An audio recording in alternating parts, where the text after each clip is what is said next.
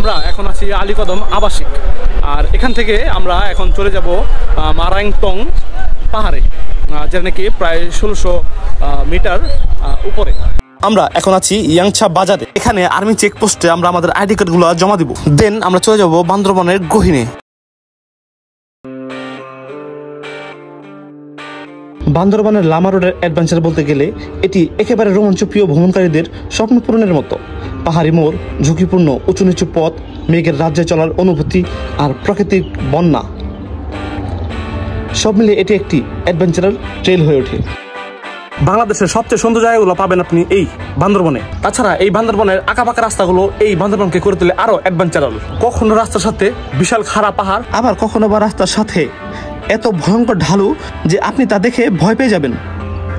আপনার বাইক অথবা গাড়ি একটু এদিক সেদিক হলেই হতে পারে বিশাল দুর্ঘটনা অথবা বিপদ। তবে বর্তমানে বান্দরবনের অনেক জায়গায় নিষিদ্ধ আছে।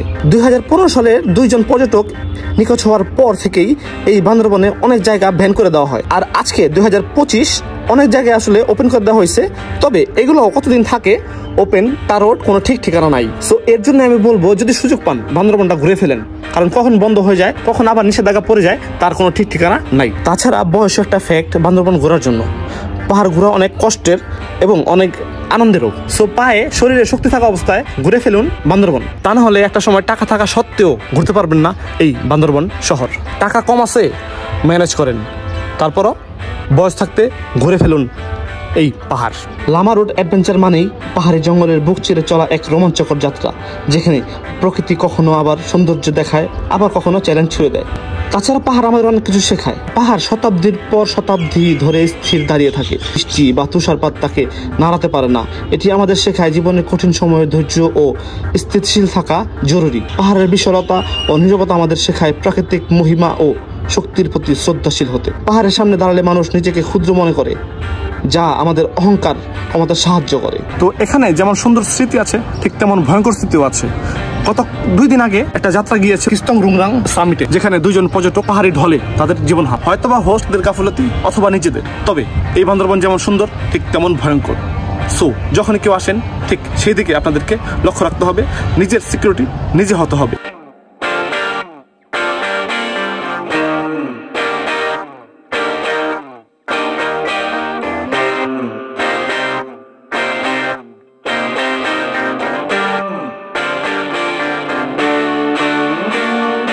এখানে ওই যে আমার পিছনে দেখতে পারতেছেন ইয়াসিন ভাইয়ের দোকান। এখান থেকে যদি কেউ আসলে এই সেই পাহাড়ে থাকতে চান, তারা আসলে তাঁবু ভাড়া দেয়, এবং যদি কেউ থাকতে চান রাতে তাঁবুর সাথে আসলে 3 বেলা খানারও ব্যবস্থা আছে।